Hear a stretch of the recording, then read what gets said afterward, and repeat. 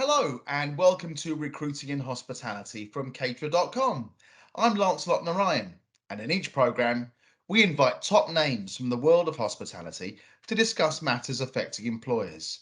We talk recruitment, development, retention, as well as other matters affecting you and your teams. Now, in this edition of the programme, we'll be looking back at some of the fantastic conversations we've had over this past year.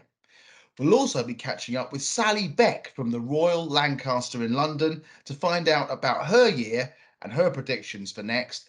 We'll also be catching up with Jon Dawson from the Lore Horel Group, so please stay tuned for that. Let's begin by going back to the summer. I spoke to Catrina Pengelley, the nerdy hotelier.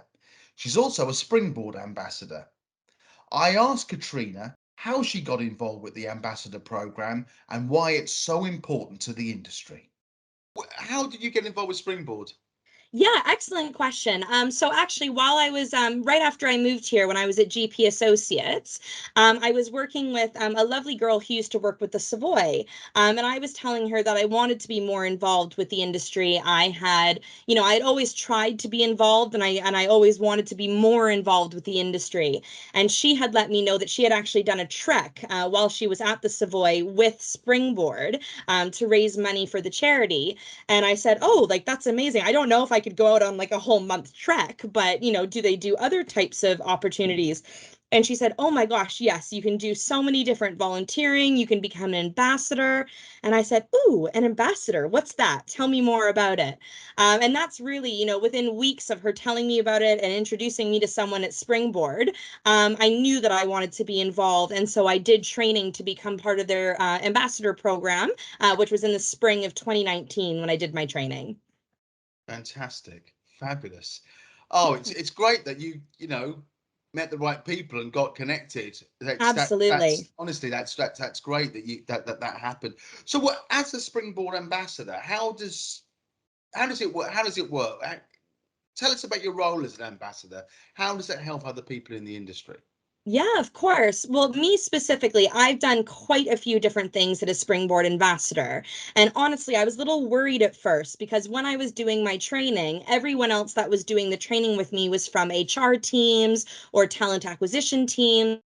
And, their main focus was to become an ambassador of Springboard to promote working in the hospitality industry, but also to share with these students and future potential industry folk the opportunities that they had at their hotels.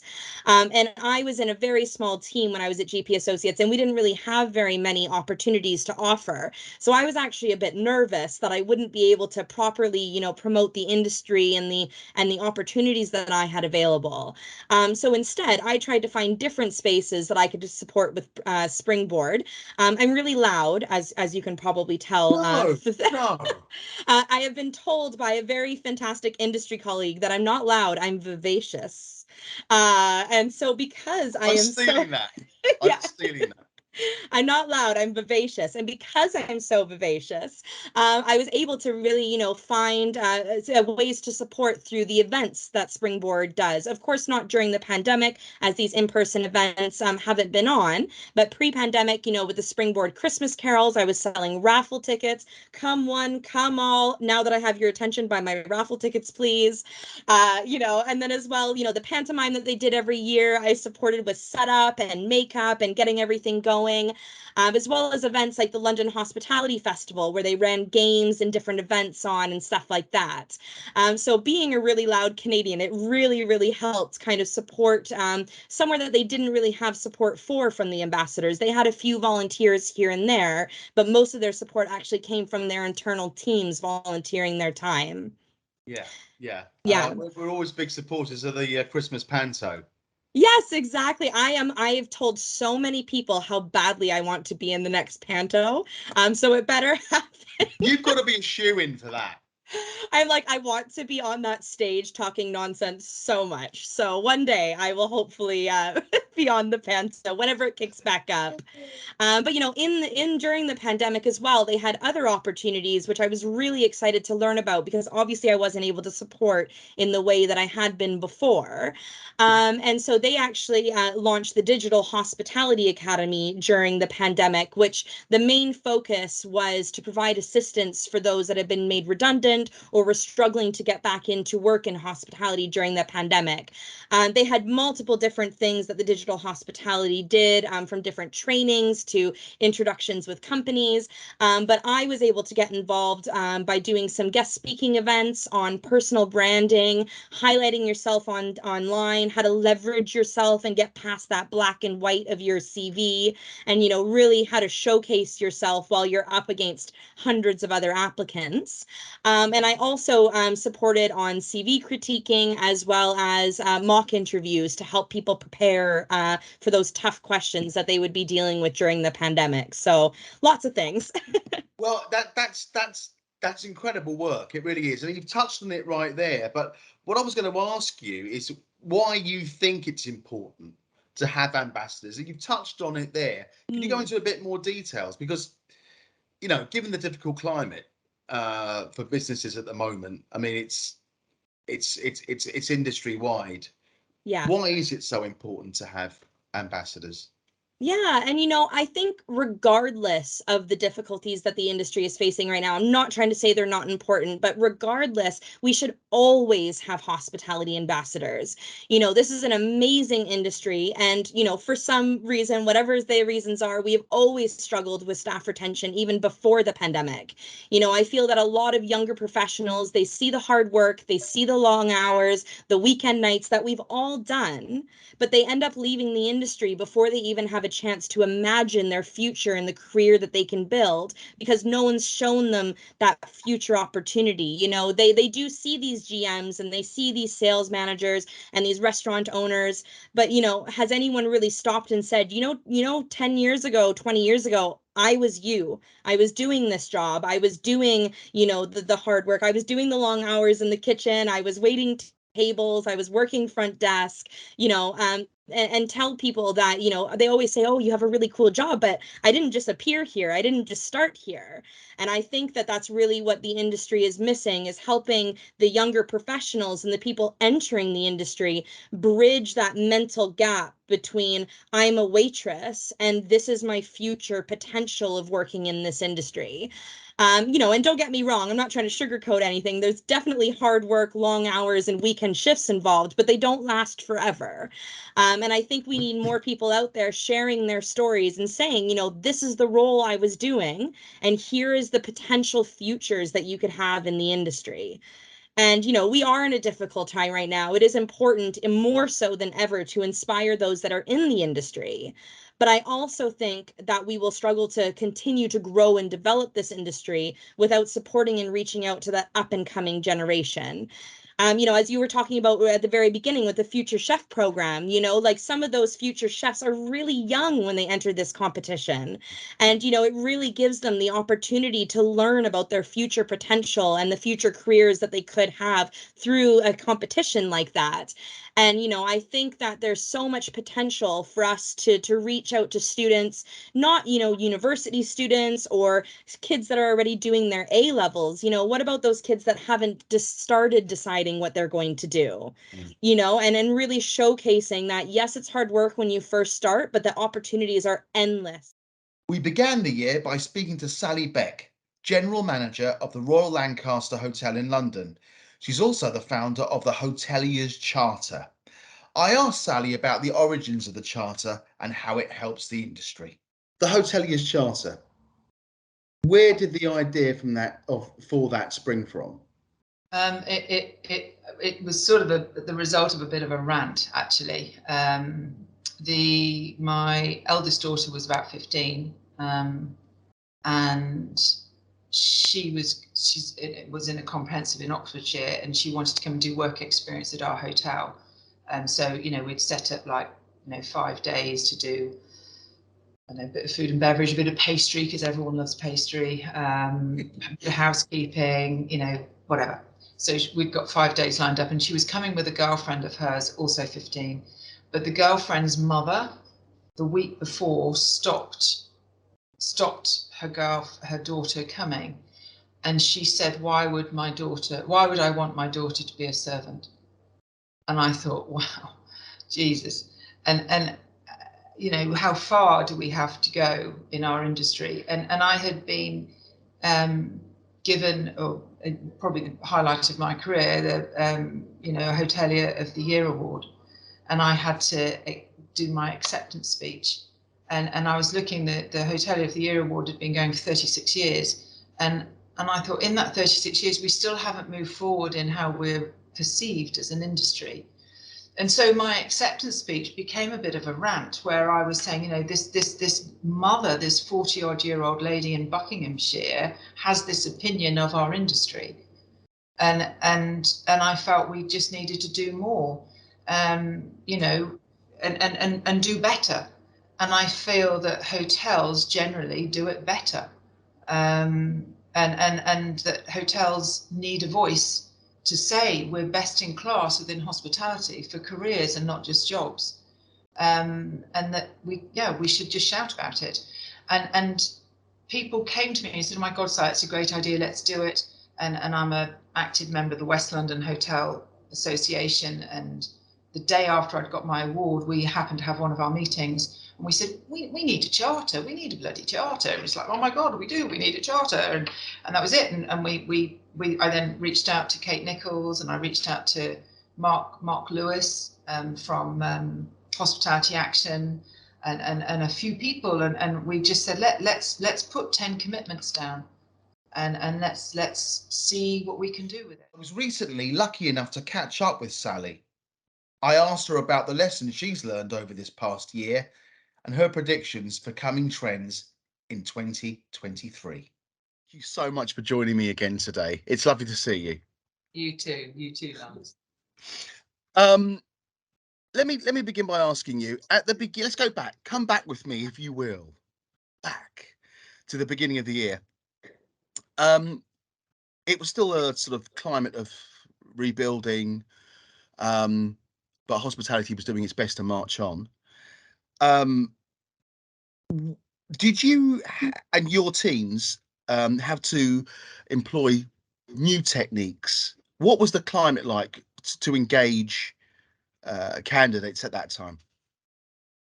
Well, back at the beginning of the year, the climate to engage team members was really important. You know, employment was hard, and there's sort of I mean, we'd come out of a very massive event season. October, November for us was huge, and we had actually been able to deliver on our staffing requirements then, which was great.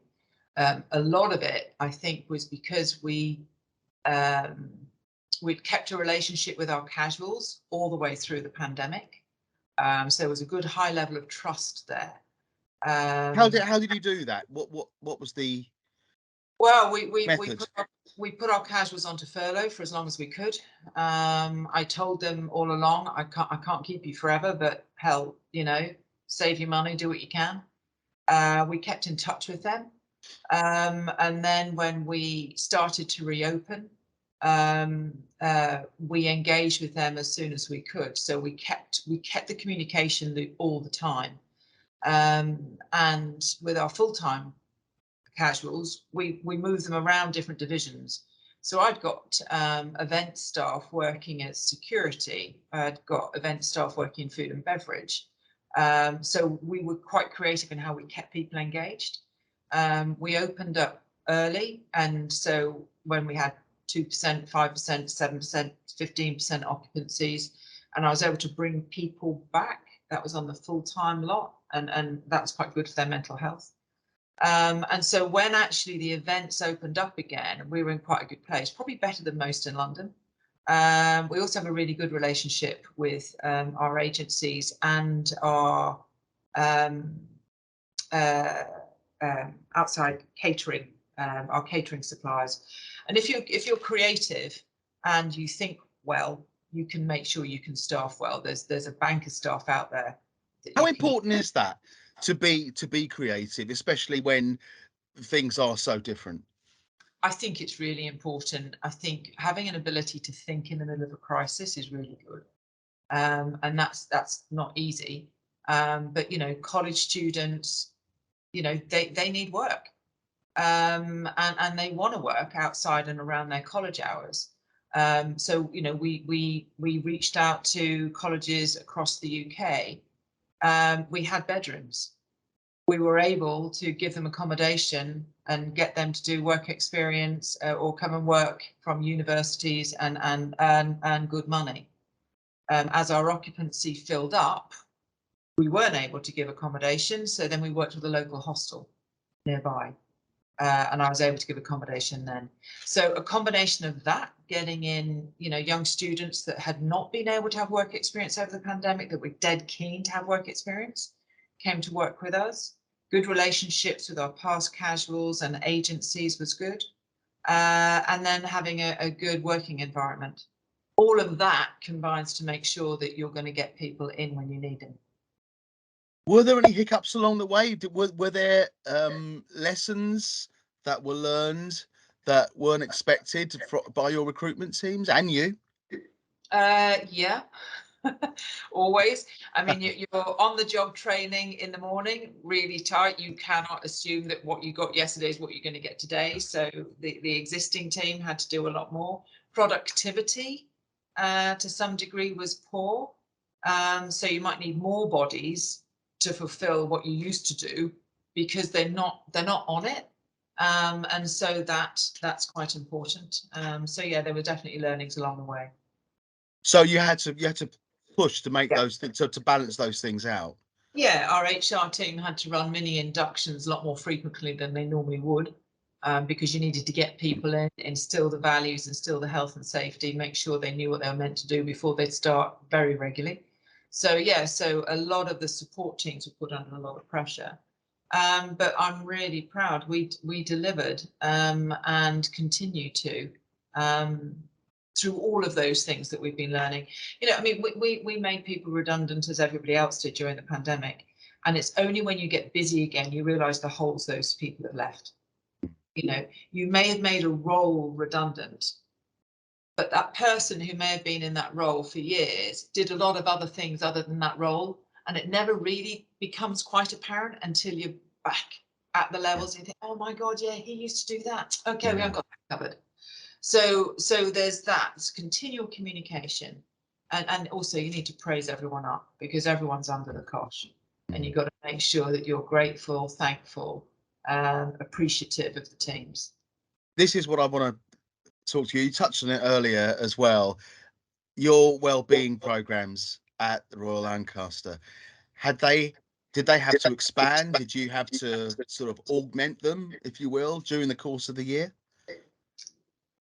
You know, when you talk about well-being programs, I think sometimes we get ourselves all caught up into process of well-being and all the things that we should and could be doing.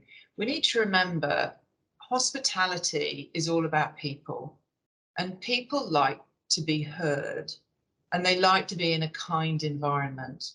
You know, I think, you know, now I look at I've got two daughters and I look at, you know, loads of young people, you know, they've got no attention spans at the moment. You know, it's a 10-second TikTok or it's a 30-second this or it's a like, it's a this, it's a that. They're not used to having people listen to them, to actually spend time with them, to hear them, thank them, appreciate them. And when they get that and they think, wow, that's good for their soul. And if it's not really a well-being program, it's just a way of being. And if we are kind and we give people time and we're appreciative, I've got 42 different nationalities working in our hotel. That's a hell of a lot of different cultures. Everybody needs to be giving and understanding and thoughtful. And if you can get that, you get a lot back because they're not used to it. And so for just being kind, thoughtful, considerate, you're still demanding, we've still got to get the job done, but doing it in a let's get it all done together, How was that for you? What did you learn today? Okay, how can I make that better for you tomorrow? You know, those sorts of questions across the whole business make you have a happy team that want to come back. We've got 26 full-time room attendants. I'm not sure many people in London have got that. Yeah, yeah. And you march on. And you march on, and you march on, and I mean, like today, our entire system has failed. We're on manual. We're full tonight. We were 90 odd last night. We're full tonight. And all I've been doing all day is run around saying, okay, are we okay? Are we okay? This is good. We're going back to manuals, back to the dark ages. This is good. We can deal with this. And it's understanding. Meanwhile, I'm nailing the IT people thinking, what? But, you know, we'll get there. But it's understanding. It's being kind, appreciative, understanding, listening, thinking, trying to be creative. Yeah, and then everyone gets behind everybody else, and then there's this whole positive thing, and you keep moving. Fabulous. I mean, and that's advice for all walks of life, I think. It is. Yeah. We sometimes overcomplicate it with people. We're in hospitality. It should be fun. It should be simple. We don't need technology to be kind. We don't need processes and procedures. We just need to remember who we are. Bearing in mind everything you've gone through this year, the lessons you've learned, everything you've told me, what trends do you see emerging for 2023, and what do you think recruiters should be looking out for? Trends for 2023. I think this, you know, business is back. Okay, we're in a current cost of living crisis that happens. We're acutely in the UK. Apparently our utilities are the highest across the world. So it's acute. We need to understand that. But the business is strong. So Middle East are back, Europeans are back, Americans are back. So we're going to stay buoyant. So we've got to look about ways of marrying that with our teams, and understanding what this cost of living crisis is going to do to our teams. I mean, I just had a word with our chef this morning. Let's make sure we've got plenty of food in the canteens for team members that aren't at work, that are on their days off, that can come in and get a couple of hot meals during the day. Let's expand what we do well and make sure that we can help people. I think that's a practical way of just being a good employer. So there's tensions that are going on now for our workforce that as employers need to understand, do what we can with pay, you know. But yeah, so trends, I think this well-being at work is really important. Going back to the cultural piece that we've talked about, I think apprenticeships are massive. I think, you know, we've just started 7 now on level 3s. We've got 3 coming on for level 5s. But this gives people a chance to earn while they learn. And I think that's quite important too. And I know that for us, we've done apprenticeships in our hotel for a long time. That really does help people stay longer because they're invested in.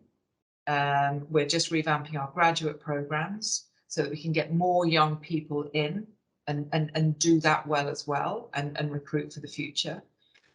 We're trying to sort out our visa status so that we can help some of those really hard to employ roles, which is challenging, but we'll do it. And I think just it's going to stay hard until we've managed to change the perception of hospitality as a vibrant industry with great careers, and we've changed the perceptions of parents and careers advisors in schools and colleges. Until we've done that, we're going to have this lag. And so we need to talk about the good stories. We need to talk about the fact that every day is different, and it's joyful being an industry that gives joy. It's great. I mean, who else can do that? And we mix with everybody. You know, entertainment stars, football stars, presidents, you know, everybody, you know, and it's interesting. So I think we need to change the narrative on hospitality and stop talking about long hours and poor pay, because that is gone. yeah, you know, no one expects 12-hour days anymore. It's not expected. It's done occasionally, but it's not rotated in, you know. So we need to just change the narrative and talk about the good news is out there. Sally, as always, it's a pleasure to talk to you, and I hope later on in next year we can catch up again at some point. Yeah, I'd love to. Lovely. Thanks so much. Thank you, Lance. Also this year, I spoke to Kris Hall from the Burnt Chef Project, which aims to help and support people with mental health issues in the hospitality industry. I asked Kris how he feels the industry can better promote itself as a place for great careers. In terms of actual attraction and recruitment, how can the industry say to the world, you know, this isn't just a job for the summer, there are great careers to be had here? How can, using what you've learned again through Burnt Chef, how can the industry stand up and make the hospitality industry an attractive place to come and spend, 25 years of your life? Yeah.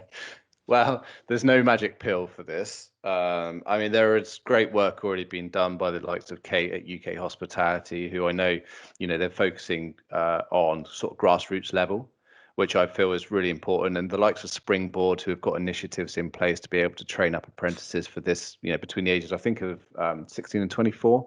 Yeah. Off the top of my head, these are fantastic initiatives. And I think that there's so much negativity around hospitality since COVID, with reports of abuse and long hours and all these other things that are coming out, that I think we need to take all of that on board. I'm not saying that we should ignore any of that, but we should also be focusing on the positives, on the fact that it is a sociable, diverse, dynamic industry where you can be as creative and inclusive as you want to be, and start actually looking at how we promote that through not just a catering college level, but also down to school level. Because for most of us, if you went to a careers advisor when we were at school and said, I want to be a chef or I want to be in hospitality, they'd be like, that's not a career. You should be an accountant or a doctor. Oh, God, yeah. And we need to start changing that narrative and go, well, actually, yeah, you should be, a chef, because you will get to potentially travel the world or start your own business or meet, friends that you'll have for life, because it is an industry where you can express yourself and put your creativity and all your passion into something that other people can enjoy and you can see the benefit from.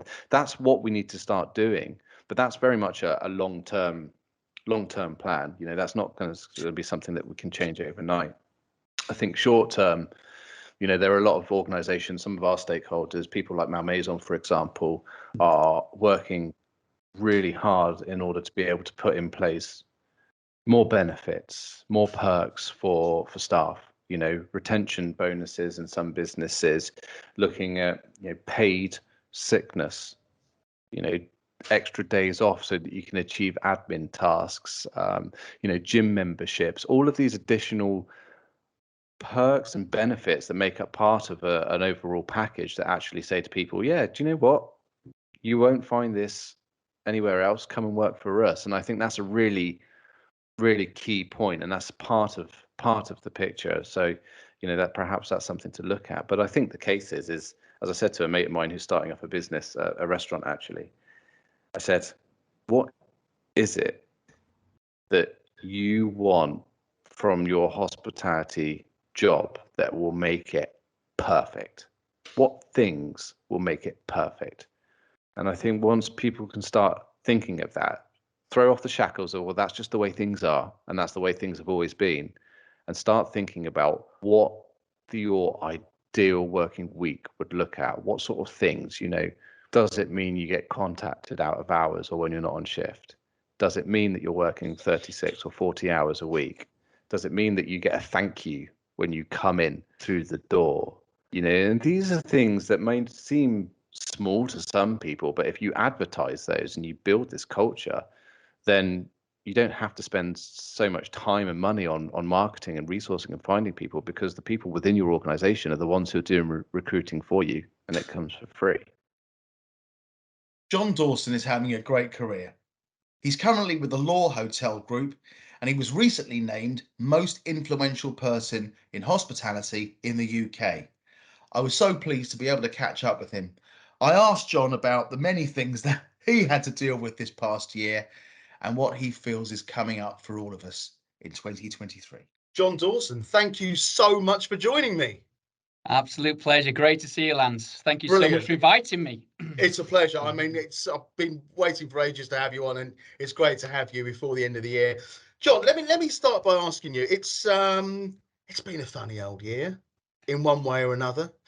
Certainly has, Lance, definitely. At the beginning of 2022, there was still a huge element of sort of regrowth. Everyone's trying to find their feet again. What was the climate like for you at the Lore Group at that time? It seems such a long time ago if you actually think back to sort of, this time last year, and certainly for us at Lore Group at the start of the year. The start of the year, we actually opened a hotel. 100 Shoreditch was our sixth hotel within the group. And at the time, bear in mind, we got the backdrop of Omicron going on, the unpredictability around what 2022 is going to look like was just so unknown at the time. And for us, what was going on at that particular time, and me personally, and the team in London was thinking about opening a hotel with this new variant of COVID. Could we open it? Are we going to close it? How many people do we hire? What's that going to look like? Are the guests going to come? So it was such a unpredictable Q1, and we even actually didn't do budgets in Q1. We were doing rolling forecasts and didn't do budgets until May because we still didn't know what the rest of the year was shaping up like. So a very, very interesting start to the year. Let's put it that way. So unpredictable. How did you go about recruiting? I mean, you say you didn't do budgets until May. I mean, was it touch and feel? How did it work to cast this new show that you've got? It was a big deal. It still is. Yeah, it's for certainly for all of our hotels, in the US and Amsterdam and London, we sort of use a rolling forecast model, looking sort of like 2 to 3 months out of the business coming on the books. What's the potential, food and beverage, potential pent up demand that could come to the hotels over the summer. And we're kind of planning and hoping that, that with the vaccines and, the Omicron would sort of die down very quickly. And over the last sort of 2 years of the global pandemic, that pent up demand would come very, very quickly back to the hotels. And touch wood for us and, many people within the industry, I think that's what people have seen over the summer, as in they've seen, occupancies being really high, people, rates going up in regards to occupancy, room rates, big demand for food and beverage, and all of that 2 years of people being, locked away, coming back. And obviously, we had a great summer as well. There's some days in summer when, remember I think it was our hottest day in the year we had as well. So that fueled the demand for outdoor dining. So when you kind of look at the first 6 months, it was like a bit like a football game, right? A tale of two halves. We started off, not so great in the first half when thinking, but then we came out of the traps in the second half. And I think that was a quite a generalization between hospitality. And we launched 100. It really kind of took off, especially with the rooftop bar. Always helps, right? Yeah, always. And as in, we were kind of off and running to the races. But from a recruitment perspective, the markets that we all operate in have become, even more challenging, because of that sort of double whammy of that quick jump of demand. And also the sort of, I hate the war for talent word, but the war for talent, it's hotter than ever, especially in the UK at the moment. So what did you do? I mean, what did you have to do in order to get? I mean, was it easy to get team members in to new candidates? What did you have to do? For 100 Shoreditch, we got quite a very clever recruitment strategy there, and we started it, believe it or not, way back in September and October with some like video contents that was dripped in, introducing sort of the senior team members and the people who are going to be working there. So we had a lot of traction before that. So that really helped us when we came to January to actually, we actually opened that hotel, believe it or not, with all of the positions actually filled. And we took quite a few risks, to be honest. You know, we had to take risks because what do? You go quite conservative and, you know, you say, oh, you know, we'll wait and see. But, you know, if you know me, you know, I like to push boundaries and take risks. And then, and you know, and we did. We overhired and, you know, we're glad that we probably did because we'd have been even further behind, you know, when that sort of like crunch came when the business came back. So, you know, I'm very, very fortunate. I've got a great head of talent who, you know, Simon Tetley, as well. And he's got a great sort of recruitment team in London. We started off with 2. We now have 3 people in recruitment for 2 hotels in London because it's still hard. There's no getting a ways around it. But, you know, just that speed to market, using all the tools and tech around you that you possibly can to get the right type of caliber in. And also push more as well, working with the UK schools and colleges, you know, as in for those hotels. That's what we had to do. We're very, very lucky. How did that work for you? I mean, did you have to sort of did you see a change in candidates from the previous years? Yeah. Has the mindset changed? Listen, I think at the end of the day, you know, I'm not on my own saying this. You know, I think it's quite well known within the hospitality industry. You know, especially I'll talk about the UK, but especially for the UK, is that sort of hangover of COVID, Brexit. You know, the talent pool that's available. Because, you know, I know Kate Nichols is doing some amazing work with UK hospitality to try and lobby government to get certain visas, which, you know, is not happening by the looks of it, unfortunately, anytime soon. So with all that amazing talent that we used to have, you know, in the UK that went back home to Europe in COVID, coupled with a Brexit effect, that's meant that sort of labour pool is so tight at the moment. And what that's meant is that we're actually, you know, diversifying into different markets that maybe we've not done before in hospitality, and had to focus a lot more on training and development, you know, and upskilling a lot more. That's been one of my key learnings this year, is that level of investment that not just the UK but all of our hotels in the US and in Europe as well have had to really work hard, and we have quite an ambitious learning development strategy at Lore Group for next year to invest even more in that because we see the importance of it. So okay, with that in mind, what's your retention been like this year? It was funny enough, I've just come off a P&L call with our Amsterdam hotels. And one of the things I was saying to our regional people director, you know, who looks after our Amsterdam hotels, we have an amazing hotel called Pulitzer and Kimpton DeWitt out there, and their retention rates, you know, 25% turnover. I did the same. And you know, Jaco's a great guy, and he's like, you know, we want to improve upon that. And I said, like Jaco, I think you just need to pause. And I talked about the start of the year, and I talked about, you know, the retention rates, and I said, you know, that's something to celebrate. 25% in this day and age is a really great. I said, if we got that across all of our hotels, I'd be a happy guy, you know, as in. As well, you know, our retention in the US is very, very good. It's actually lower than that as well. Our biggest challenge has been London, funny enough. Right. And again, I think that's down to a number of different things. You know, you open a new hotel, people want to do the opening. As much as you ever try to do an opening and you think everything, you know, you've got it right, you're in that zone now where it's like, we need to probably tweak this and do that. So you have people that come for the opening, then want to move on. And also it's coupled with as well, you know, anyone that sort of is in London at the moment, the amount of vacancies, you know, you look at the caterer, you know, data that shows the amount of jobs and availability.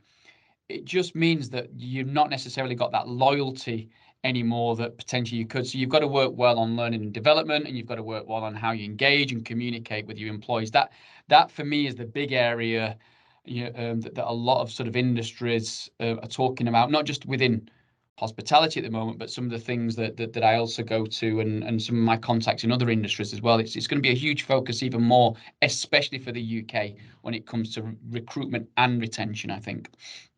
Right.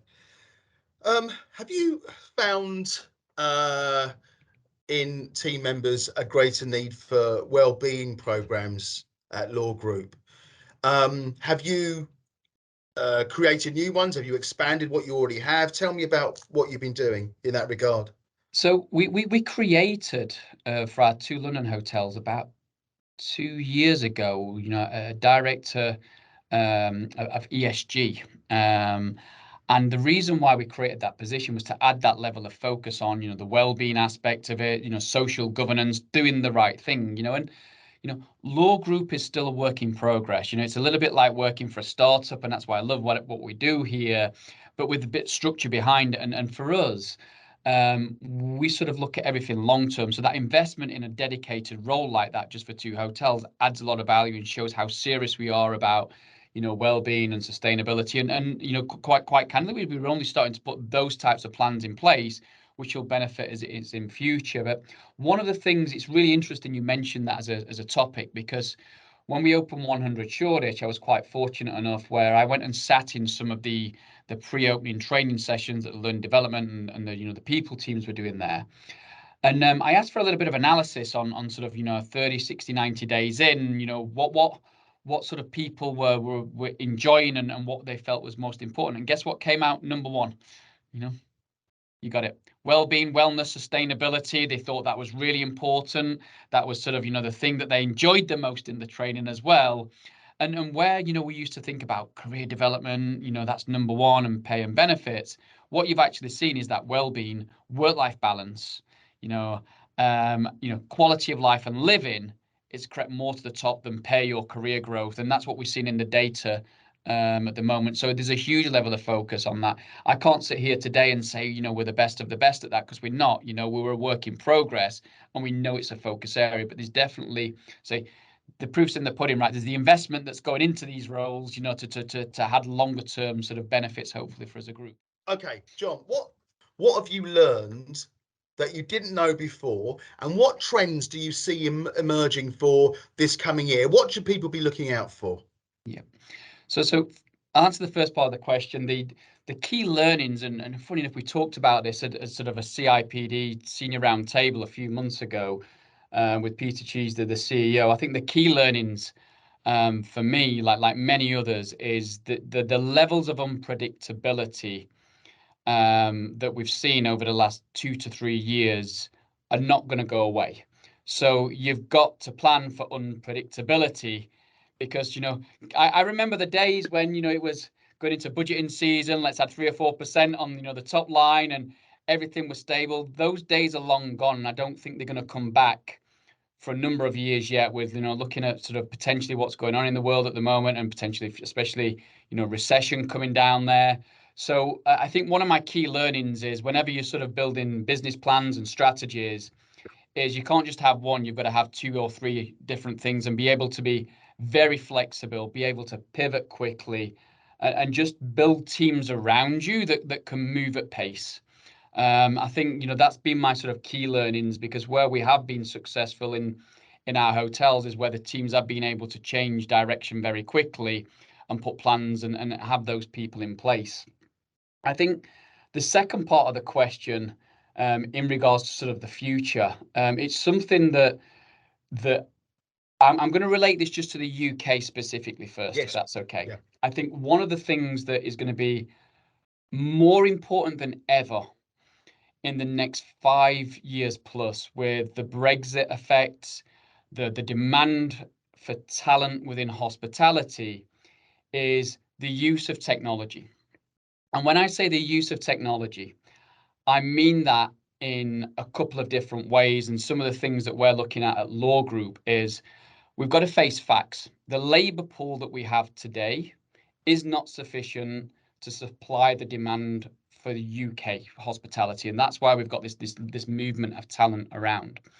So we're kind of having a look at where are the gaps, and what types of things can we use technology for, where we may have been sort of struggling to find those people, or how can we use technology to speed service up to help our employees as well. And it's little things, it's little things like where you've got a very, very busy restaurant, and you've got big turnover of guests in there, having those sort of apps that where people, rather than wait for the bill, they can they can scan and pay. Not necessarily they can scan and order if they want, but we kind of playing that luxury lifestyle space. You still want that people element. But little things like that, for me, and using technology as an enabler are going to be so important in recruitment to address, let's call it the gap of sort of talent, but also on the other side as well, engaging, communicating, and giving your current employees the resources and tools through technology that really allows them to feel connected to the business, either that direct sort of communication where they can see the CEO communicating to them, whether it's accessing learning and development, whether it's also seeing the job opportunities and new career opportunities that are available in the organization. So using technology in a really smart way that tackles let's call it the labor gap, but also the engagement and the learning development. And that would be my sort of like future tip for recruitment, to help recruitment sort of in two different buckets. And it's something that's going to form part of my strategy, to be honest, for the group for the next 2 to 3 years. Fabulous. That's fantastic, Jon. Thank you very much indeed. Thanks for joining us. You've been brilliant, and I would love to be able to catch up with you in 2023 to find out where you are, how things are going, and join us for another episode next year. Listen, it's always a pleasure to talk to you, and you guys keep doing some great things for the industry as well. So let's put a date in the diary in summer. Hopefully we'll have a warm summer, and then we'll see each other and maybe do this again. Yeah, absolutely brilliant. Jon, thank you so much for joining me today. Thank you so much, Lance. Appreciate it. I hope you enjoyed this edition of Recruiting in Hospitality from Caterer.com. We've got plenty more great editions coming up in the new year, so please, wherever you get your podcasts, hit that subscribe button. You can follow us on Twitter at Caterer.com, that's Caterer DOTCOM, likewise on Instagram. Follow us on LinkedIn. We're also on Facebook. I'm Lancelot Narayan. Thanks for listening.